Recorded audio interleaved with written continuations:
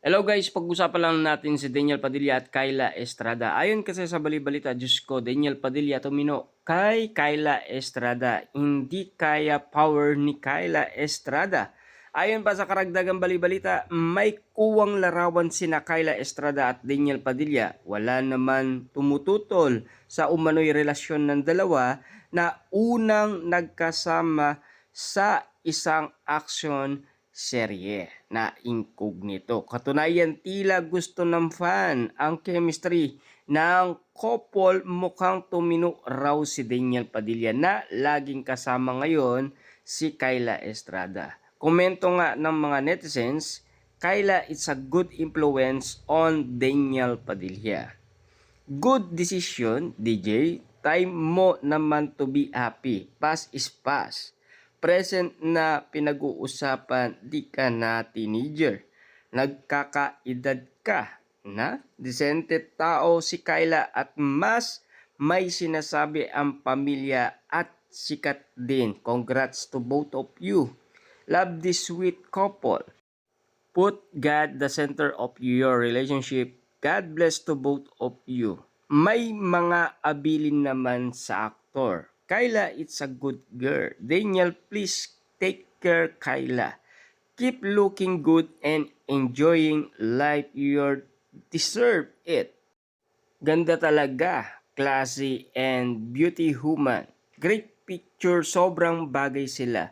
Let's pray for peace and happiness of anyone and not insult.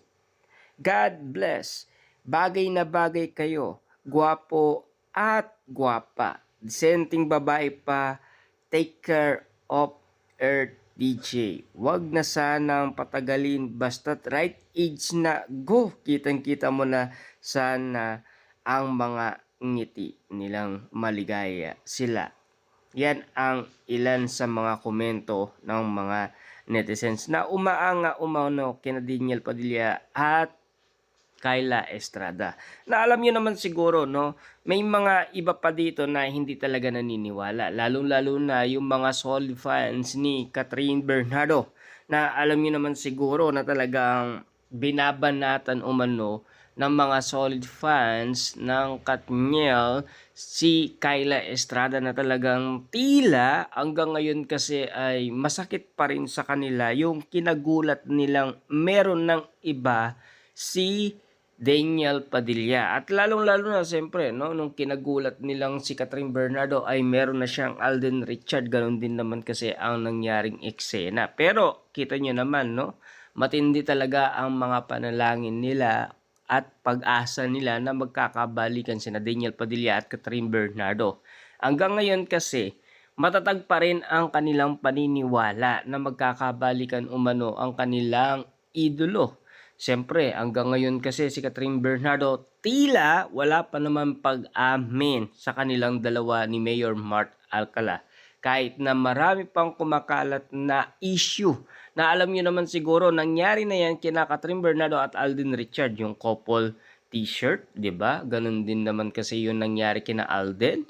Meron din naman kasing couple t-shirt na talaga ang inala nila, magjowa na daw at sila na daw. Yun talaga yung sinasabi nila na talagang confirm na magsyota na umano sina Alden Richard at Catherine Bernardo.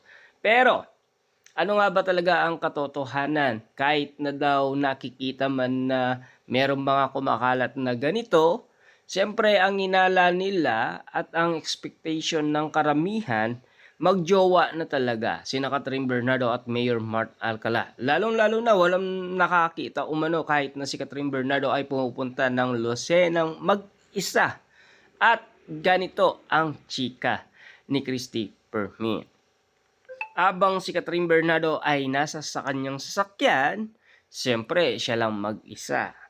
Bago siya bumaba at bago siya sumakay sa nasabing sasakyan ni Mayor Mart Alcala, bababa muna ang staff ni Mayor Mart Alcala.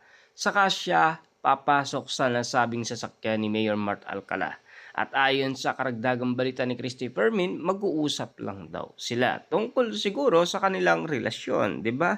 Pero yung nakikita naman nating kaligayaan at kasiyaan ni Daniel Padilla at Kyla Estrada na talagang bonggang-bonggang at talagang grabe. Tignan nyo naman ang mga komento ng mga netizens. Kyla, it's a good girl. Daniel, please take care Kyla Estrada. Kahit na ano pa man ang sabihin ng iba't ibang mga netizens, lalong-lalo na ang mga Diluluf fans, kung sakasakaling wala pang pag-amin yan, ika nga ng iba, mag-iiwalay at mag-iiwalay din yan, 'di ba? Kasi ang pagkakaalam natin may ula nga naman kasi kay Daniel Padilla at Kyla Estrada na sinasabi mabubuntis daw pero hindi nating alam kung katotohanan man kasi siyempre no, nung nasa Boracay pa, ganun din naman kasi yung inala nila. Ngayon nasa El Nido, Palawan noon sila. Ganon din naman kasi ang expectation nila. Grabe nga naman kasi, lalong-lalo na ang daming mga bangungo nangyari, 'di ba? Si Catherine Bernardo buntis daw, may anak daw si Daniel Padilla kay Catherine Bernardo. Samantalang hindi pa naman sila ready doon. Kasi ang inuuna ng Katniel, house muna, 'di ba? Bago sila bumuo ng pamilya. Siyempre, wala pa naman silang bahay tapos magkakaroon na sila ng anak, 'di ba? Merong mga prank-prank lang ang Katniel kasi nasanay na sila noon sa mga biruan. Kasi tinutokso sila ni na Mami Min Bernardo at pati na yung mga kasama ni Catherine Bernardo, 'di ba? Kaya nga naman kasi yung tila nangyari noon sa Japan na parang fake na proposal ni Daniel Padilla at lalong-lalo na ilang beses nangyari yon yung prank-prank ng Katniel noon, 'di ba? Talagang pinaprank nila ang maraming tao. Pero at least no, nangyari na ang nangyari.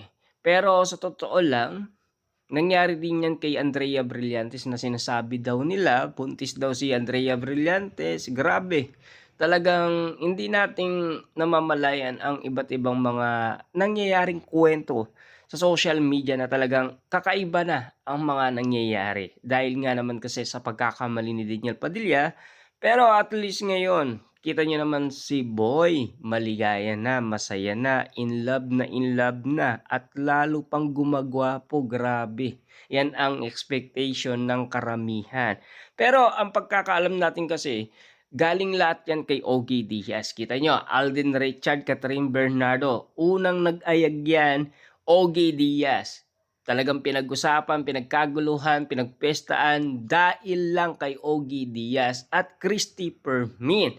Dahil sa mga nangyayari, dahil nga marami nang lumitaw, 'di ba? Na talagang kakaiba na yung mga pangyayari, 'di ba? Nangyari muna yung sa Palawan, private birthday ni Catherine Bernardo, tapos yung pagde-date ng Kat din. Kitang-kita 'yan, 'di ba?